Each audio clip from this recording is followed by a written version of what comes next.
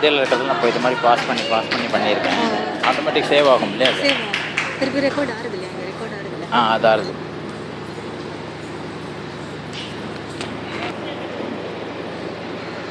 अतिथि भाषणार्थं पेची महोदयां सादरम् आह्व्यते.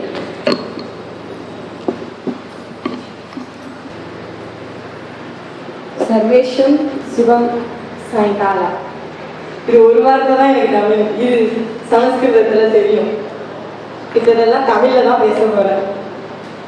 ஞாயிற்றுக்கிழமை அதுவும் சாயங்காலம் சொல்லவா வேணும், நல்லா சமைச்சு சாப்பிட்டுட்டு ஒரு குட்டி தூக்கத்தை போட்டுட்டு அப்படியே டிஃபனோட டிவி முன்னாடி உட்காந்துட்டா எப்படி இருக்கும்? பட் நீங்கள் எல்லாம் டிஃப்ரெண்ட், சாதிக்க பிறந்திருக்கவங்க. அதனால தான் எல்லாருமே ஆர்டினரியாக அதுதானே பண்ணுவாங்க. அதை விட்டுட்டு இந்த மாதிரி ஒரு செலிப்ரேஷனில் எனர்ஜெட்டிக்காக, இந்த காலத்தில் வந்து காலேஜ் போகிற பசங்க படிக்கிற பசங்க கூட இவ்வளோ எனர்ஜெட்டிக்காக வர மாட்டாங்க. இங்கே இருக்கிற ஒவ்வொருத்தவங்களும் அவ்வளோ எனர்ஜெட்டிக்காக இருக்கீங்க. மங்கையராய் பிறப்பதற்கே நல்ல மாதவம் செய்திட வேண்டும் அம்மா, சரிதானே? அந்த தவத்தை நம்ம எப்போ செஞ்சோம்னா தெரியல. மங்கையரா நம்ம இப்போ பிறந்திருக்கோம். பொண்ணா பிறந்ததுக்காக நம்ம பெருமைப்படணும். ஒரு காலத்துல வீட்டுக்குள்ள இருந்த பெண்கள் இப்பொழுது எல்லா துறையிலையும், ஏதாவது அவங்க இல்லாத துறைன்னு எதையாவது சொல்ல முடியுங்களா? கிடையவே கிடையாது. எல்லா துறையிலையுமே சாதனை புரிஞ்சிட்டு இருக்காங்க. ஒலிம்பிக் எடுத்தா தங்கத்தை குவிக்கிறதுலையும் சரி, வீரத்திலையும் சரி, விண்வெளிக்கு போறதுலையும் சரி, எல்லாருமே பெண்கள். நம்ம இப்போ ரீசெண்டா பார்க்கலாமே, ஆட்டோ டிரைவர்ஸ் நைட்டு கூட ஓட்டுறாங்க. அந்த அளவுக்கு வந்து பெண்கள் வாழ்க்கையில முன்னேறி இருக்காங்க. அறிவிலும் மன உறுதியிலும் பெண்கள் அடிச்சுக்க யாராலே முடியாது. சரி, திருமண வயது வந்து பெண்களுக்கு எத்தனை? 18 சொல்லுவாங்க. லீகலா 18 சொல்லுவாங்க. பாய்ஸ்க்கு 21 சொல்லுவாங்க லீகலா. உங்களுக்கு தெரியுமா, ஒரு பெரிய ஆராய்ச்சி நிறுவனத்துல எடுத்த கருத்து கணிப்புப்படி பார்த்தா, ஒரு ஆணுக்கு ஏற்படக்கூடிய மனப்பக்குவம், அறிவு வளர்ச்சி எல்லாமே பெண்ணுக்கு 18 வயசுலேயே கிடைச்சிடும். அவங்கள விட நம்ம 3 வருஷம் அட்வான்ஸா போயிட்டு இருக்கோம். சரியா? என்னங்க, நம்மளை பத்தி ஒரு இது சொல்றேன், ஒரு கிளாப் கூட இல்லை. எதுவும் நான் தான் சமஸ்கிருதத்துல கேட்கும்போது தூங்கலை. ஏன் தெரியுங்களா? புரியாட்டினாலும் அந்த பாவனைகள், இங்க உட்கார்ந்து அந்த 3 பேரும், நான் இதான் ஃபர்ஸ்ட் டைம் அந்த கலாச்சாரம் கேட்டேன். என்ன அழகா எக்ஸ்பிரஷன் பண்ணாங்க தெரியுமா? சூப்பர்வா பண்ணாங்க. இந்த குட்டி பிள்ளைங்க, அதுவும் அந்த சேவகனா நடிச்ச பொண்ணு சொல்லவே வேணாம். புரியாட்டினாலும் அது அதோட ஆக்டை வந்து எப்படி ரிஃப்ளெக்ட் பண்ணிச்சு. சொல்லப்போனா நம்ம மாநிலத்தை ஆண்டுட்டு இருக்கிறதே யாரு? நம்ம ஆட்சி தானே.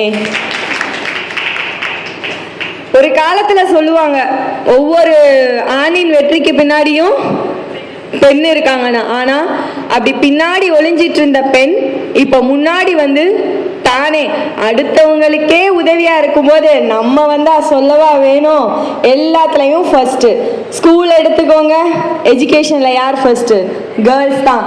டெடிகேஷன், ஒரு அர்ப்பணிப்புன்றது பெண்ணுக்கு மட்டும்தான். கரெக்ட்? நான் வந்து நிறைய காலேஜ் ஸ்டூடெண்ட் நினைச்சு ப்ரிப்பேர் பண்ணிட்டு வந்தேன். ஆனா இங்க இருக்கிறவங்க எல்லாம் எங்க அம்மா மாதிரியே பெரியவங்களா இருக்கீங்க. அதனால நான் எங்க அம்மாவை பத்தியே பேசலாம் முடிவு பண்ணிட்டேன். ஒரு சாதாரண காய்கறி வியாபாரம் பார்த்தவங்க தான் எங்க அம்மா அப்பா. அப்படிப்பட்ட சூழ்நிலையில இருந்து இந்த அளவுக்கு வந்து பேசுறதுக்கு தைரியம் வந்து என்னோட இன்ஸ்பிரேஷன், என்னோட ரோல் மாடல் எல்லாமே எங்க அம்மா தாங்க.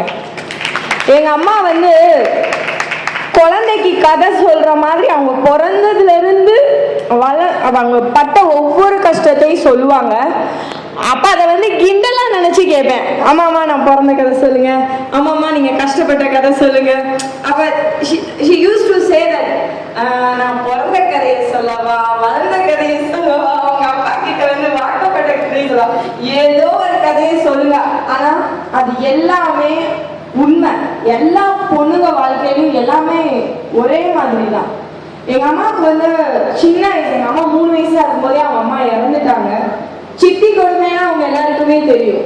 அதுவும் நான் சொல்றது 40-50 வருஷத்துக்கு முன்னாடி. நான் வந்து லேட் பேபி. எனக்கு வந்து நான் பிறக்கும் போது அம்மாவுக்கு 45 வயசு இருக்கும். அந்த மாதிரி ரொம்ப லேட் பேபி. ஒரு காலத்துல இல்ல ரொம்ப வருஷம் கழிச்சு பிறந்தேன். Latest baby. ஆமாங்க, சாரி. இப்ப வந்து பொண்ணு பையன் எல்லாம் ஓகேன்றாங்க. இருந்தாலும் பையன் வேணும்னா அது ஒரு சந்தோஷம் தான்.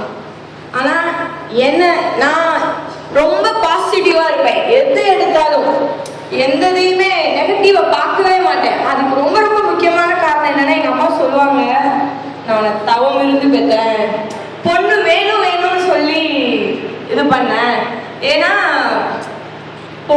மோஸ்ட்லி அம்மாங்க வந்து பொண்ணுதான் வேணும்னுவாங்க. ஏன்னா பொண்ணாலதான் அம்மாவை புரிஞ்சுக்கவே முடியும். என்னதான் பையனை ஊட்டி ஊட்டி வளர்த்தாலும் பொண்ணுதான் கடைசியில அம்மாவுக்கு.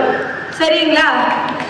அது மாதிரி எங்க அம்மா வந்து நான் பிறக்கிறதுக்கு முன்னாடியே ஊசி போடுறப்ப டாக்டர்கிட்ட கூட சொல்லுவாங்களாம், எனக்கு பொண்ணு பிறக்கணும்னு வேண்டிக்கிட்டே ஊசி போடுங்க.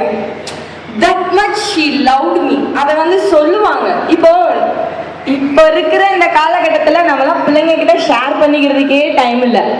என்னப்பா காலையில எந்திரிச்சோமா ஏதாவது ஒரு கிளாஸ்ல சேர்த்து விடுவாங்க, சமஸ்கிருதம் கிளாஸ். அதையும் விட்டா இல்லைன்னா டான்ஸ் கிளாஸ், பாட்டு கிளாஸ், இப்படி ஒரு மெக்கானிக்கான உலகத்துல நம்ம வந்து ஓடிட்டு இருக்கோம். பேசணும்னு நினைச்சா கூட பேசிட்டாரு. எனக்கு தெரிஞ்ச ஒரு ஃபேமிலியில சொல்றாங்க, மாசத்துக்கு ஒரு தடவை நாங்க அவுட்டிங் போவோம். அப்படியா, என்ன பண்ணுங்க, எங்களோடதெல்லாம் நாங்க ஷேர் பண்ணிக்குவோம். இந்த மாதிரி தன்னோட எக்ஸ்பீரியன்ஸையும் தனக்குள்ள இருக்க அன்பு பாசம் எல்லாத்தையும் கூட சேர்த்து வச்சு அந்த ஒரு மாச எண்டில் அந்த ஒரு நாள்ல அந்த 1 மணி நேரத்துக்குள்ள ஷேர் பண்ணிக்கணும். அப்படிப்பட்ட உலகத்துல நம்ம வாழ்ந்துட்டு இருக்கோம். சரியா? ஆனா இங்க இருக்கிற எல்லாருமே அந்த மாதிரி ஒரு இது இருந்தா தயவு செஞ்சு உடைச்சிடுங்க.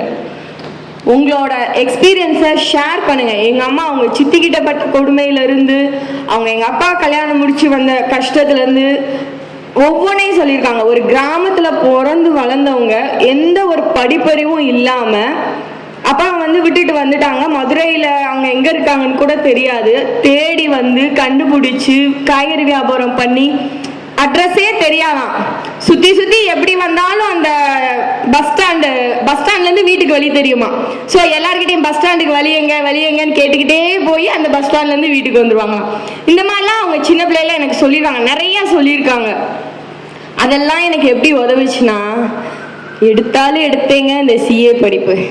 உங்களுக்கு எல்லாம் தெரியும்ல, சிஏ படிப்புன்ட்டா உடனே என்ன சொல்லுவாங்க, அதை பத்தி தெரியுதோ தெரியலையோ அது கஷ்டம். முதல்ல எங்க சைடு எல்லாமே சொல்றது, ஒழுங்கா மார்க்கெட்ல உட்கார வச்சு வியாபாரம் பார்த்தா 100 ரூபா கூட கிடைக்கும், காசு சேர்த்து வச்சு பிள்ளைக்கு நகை செஞ்சு கல்யாணத்தை முடிக்கலாம். நீ என்ன அவளை படிக்க வச்சுக்கிட்டே இருக்க, பொம்பளை பிள்ளைய போய் படிக்க வைக்கிறியே. அப்ப எங்க அம்மா சொன்னாங்க, நான் படிக்காம படுற கஷ்டத்தை ஏன் பொண்ணு படக்கூடாது. அந்த மாதிரி அவங்க சொல்லி வளர்க்கும் போது, இங்க சென்னைக்கு நான் வரணும்னு முடிவு பண்ணும்போது நான் நினைச்சதுதான், அம்மாக்கு எழுத படிக்க தெரியாது, ஒரு கிராமத்துல இருந்து வந்து மதுரையில இவ்வளோ தூரம் அவங்களால வர முடியும்னா எனக்கு படிப்பை கொடுத்துருக்காங்க எங்க அம்மா. இதை வச்சு நான் படிக்க முடியாதா? இந்த தன்னம்பிக்கையோட நான் வர முடியாதா? எம்காம், எம்பிஏ இப்படி 4-5 கோர்ஸ் பண்றவங்க எல்லாம் சந்தோஷமா பண்றாங்க. இந்த ஒரே ஒரு சிஏ கோர்ஸ் எடுத்துட்டு நான் பட்ட கஷ்டம் இருக்குது. ஒவ்வொருத்தனும் யார பார்த்தாலும் இதை பண்ணாத அதை பண்ணாத, பிள்ளைய மெட்ராஸ் அனுப்பாத, இங்கேயே வச்சுக்கோ, கிளாஸ் சேர்க்காத, பணம் செலவழிக்காத. ஆனாலும் எங்க அம்மா வந்து என் பிள்ளை நல்லா படிக்கட்டும், எப்படினாலும் எவ்வளோ படிச்சு நல்லா வரும் அப்படின்னு சொன்னாங்க. நீங்க பேரண்ட்ஸ்க்கு எல்லாம் நான் சொல்ல விரும்புறது என்னன்னா, உங்களோட கஷ்டங்கள் எல்லாத்தையும் பிள்ளைங்க கிட்ட லைவா ஷேர் பண்ணுங்க. அது வந்து அவங்க கதை மாதிரி கேட்டுட்டு கண்டுக்காம போனாலும் கண்டிப்பா அது ஒரு நாள் இல்லைன்னா ஒரு நாள் அவங்களுக்கு உதவும். என்னோட அம்மா எனக்கு கடைசியா என்கிட்ட பேசின வார்த்தை என்ன தெரியுங்களா? அப்படியே என்னை பார்த்து சொன்ன ஒரே வார்த்தை, எந்த சூழ்நிலையும் படிப்பை மட்டும் விட்டுறாதா. அப்ப நான் படிச்சுட்டு இருக்கேன், படிப்பை மட்டும் விட்டுறாத, கடைசி வரைக்கும் உனக்கு துணை வரப்போறது இந்த படிப்பு மட்டும்தான். எனக்கு அப்போ அதோட அர்த்தம் தெரியல. அதை சொல்லி 2 நிமிஷத்துல இறந்துட்டாங்க. இன்னைக்கும் ஒவ்வொரு விஷயத்துல எங்க அம்மாவை நான் நினைச்சிட்டு இருக்கேன். இங்க இருக்க ஸ்டூடெண்ட்ஸ் குழந்தைங்களுக்கு நான் சொல்றது என்னன்னா, அம்மா அப்பா சொல்றத கரெக்டா கேளுங்க, அன்பை பகிர்ந்துக்கோங்க.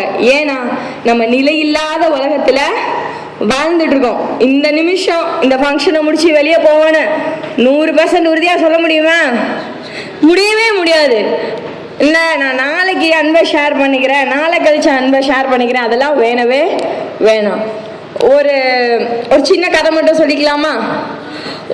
ஒரு பையன் வந்து அவங்க அம்மாவை கண்டுக்கிறதே இல்லை, நல்லா கல்யாணம் முடிச்சு வெல் செட்டில்டு, பயங்கரமா வெல் செட்டில்டு, கண்டுக்கிறதே இல்லை.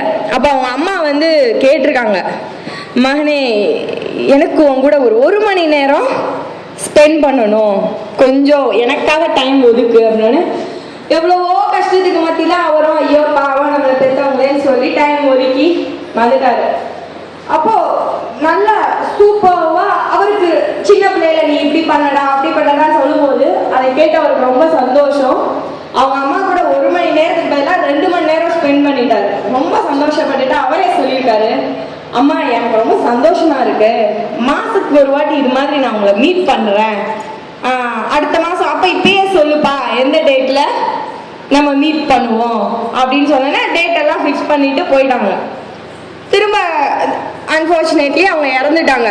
அப்ப அவர் ரொம்ப ஃபீல் பண்ணிட்டு, எங்க அம்மா இருந்திருந்தா நான் இப்படி இருந்திருப்பேனே அப்படின்னு ஃபோன் வந்திருக்கு அந்த ஹோட்டல்ல இருந்து. ஃபோன் வந்துட்டு, நீங்க வந்து சார் உங்களுக்காக 2 டிக்கெட் ரிசர்வ் பண்ணியிருக்கேன், நீங்க வாங்க அப்படின்னு. எனக்கு யார் பண்ணியிருப்பா அப்படின்ட்டு அவர் ரொம்ப சர்ப்ரைஸ், ஒய்ஃபோட ஏதோ ப்ரைஸ் விழுந்துருச்சு போல ஜாலியா அந்த ஸ்பாட்டுக்கு போயிருக்காரு. There was a message. இந்த மெசேஜை கொடுக்க சொன்னாங்க ஒரு ஓல்டு லேடி. அதுல வந்து எழுதியிருக்கு, திஸ் ஹோட்டல் டேபிள் வந்து நான் உனக்காக ரிசர்வ் பண்ணியிருக்கேன், ஒன்று நான் உன் கூட இருந்து சாப்பிடுவேன் அப்படின்னா, இல்லைன்னா be happy with your wife. தாயோட உள்ளம் வந்து பாத்தீங்கன்னா அவ்வளோ ஒரு அன்புக்கு ஏங்கி தவிக்கிற ஒரு காலமா மாறிட்டு இருக்கு. நான் வந்துட்டு இவ்வளோ தூரம் வர்றதுக்கு ஒரே ஒரு காரணம், எல்லாரும் தான் நல்லா பேசுறாங்க, எல்லாரும் தான் நம்மளெல்லாம் பேச சொன்னா நல்லா பேசுவோமா? எவ்வளோ நேரம் பேச சொன்னாலும் பேசுவோம். ஆனா என்ன முன்னாடி வந்து பேசுறதுக்கு பயப்படுவோம். அந்த பயத்தை என்கிட்ட இருந்து எடுத்து போட்டது எங்க அம்மா தான். அவங்க வந்துட்டு அந்த மாதிரி நான் பண்ணும்போது எனக்கு ப்ரைஸ் எல்லாம் கிடைச்சது. ஒரு நாக்பூருக்கு எனக்கு பேசுறதுக்கு சான்ஸ் கிடைச்சது. அதுக்கு முயற்சியும் நான் பண்ணேன். இங்க எல்லாருக்குமே சொல்ல விரும்புறது என்னன்னா, உங்க வாழ்க்கையில நான் அச்சீவ் பண்ணணும், நான் ஏதாவது சாதிக்கணும் அப்படின்னு நினைச்சா 3 விஷயம் தான். Dream, dare, do. முதல்ல கனவு காணணும். நம்ம கனவுல எதை பார்ப்போம்? என்னால எது முடியும்ன்றதை தானே நம்ம கனவு காணுவோம். முடியாததை கனவு காணுவோமா? அந்த கனவுக்கு ஒரு உருவம் கொடுக்கணும். நம்ம வந்து அதுக்குரிய வழிமுறைகளை தேடணும். இன்னைக்கு இங்க உட்கார்ந்துருக்கோம், பிரைம் மினிஸ்டர் ஆகணும் கனவு காணலாமா காணக்கூடாதா? காணலாம், ஆப்வியஸ். உங்ககிட்ட அந்த எபிலிட்டி இல்லாம இருக்கும், ஆனா அதை வளர்த்துக்க முடியுமா முடியாதா? எல்லாருமே ஒரு காலகட்டத்துல இந்த கீழ்வலையில இருந்துதான் மேல வராங்க. அதனால கனவு கண்ட அந்த தகுதியை வளர்த்துக்க முயற்சி செஞ்சு அந்த ஆக்ஷனை நம்ம செஞ்சு முடிக்கும் போது கண்டிப்பா என்ன ஆகும்? நமக்கு அந்த வெற்றின்றது கிடைக்கும். அதே மாதிரி நான் ஒரு விஷயத்துல ஸ்டேஜ்ல பேசணும்னு ஆசைப்பட்டு அதுக்கு முயற்சி பண்ணி வாய்ப்பும் கிடைச்சது எங்க நாக்பூருக்கு. மதுரையை விட்டு கூட தாண்டாத நாங்க. எனக்கு ஹிந்தி தெரியாது. நான் அம்மா கஷ்டப்பட்டு இங்கிலீஷ் மீடியம் படிக்க வச்சாங்க. இருந்தாலும் நான் சொல்றது ஒரு 12 வருஷத்துக்கு முன்னாடி இங்கிலீஷ் வந்து எப்படி when we are speaking only it will develop, otherwise it won't. ஏட்டு சொரக்கா கறிக்கு உதவாதுன்ற மாதிரி படிக்கிற இங்கிலீஷ் உதவாது. you should have a practical experience. அது எதுவுமே எனக்கு கிடையாது. I can't go to the market and ask me and இங்கிலீஷ்ல போய் மம்மி வாட் ஆர் யூ டூயிங்னா செருப்ப கழட்டி அடிப்பாங்க. அப்படி ஒரு சூழல இருந்துட்டு but I had a guts that I can adjust anyhow, நான் எப்படியாவது அட்ஜஸ்ட் பண்ணிடுவேன்ற நம்பிக்கை எனக்கு இருந்தது. ஆனால் என் கூட வந்தது எங்கள் அம்மா. வாமா போவோம், இதில் என்ன இருக்கு, பாஷை தெரியாட்டினா என்ன, அதெல்லாம் போயிட்டு வரலாம் அப்படின்னு தைரியம் கொடுத்து என் கூட வந்தது எங்கள் அம்மா. எல்லாரும் நானும் நல்லா தான் பேசினேன், நல்லா பேசினேன்னு சொல்றத விட பரவாயில்லாம தான் பேசினேன். ஆனால் அங்கே நடந்தது என்னன்னா, நம்ம போய் நின்னா ஏதாவது எடக்கு மடக்கா நடக்குமே, பவர் ஃப்ளக்சுவேஷன், போய் ஹலோ சொன்னோடனே ஆஃப். ஸோ டென்ஷன் இது பேசினேன் வரும்போது எங்கள் அம்மா முதல் ரோல் அம்மா இருக்காங்க, அவங்க முகத்தை தான் பார்க்குறேன். என் பிள்ளை அவங்களுக்கு எவ்வளோ பெருமையாக இருக்கும். ஒரு ரோட்டோர கடையில் இருந்தவங்களுக்கு என் பிள்ளை ஒரு ஸ்டேஜில்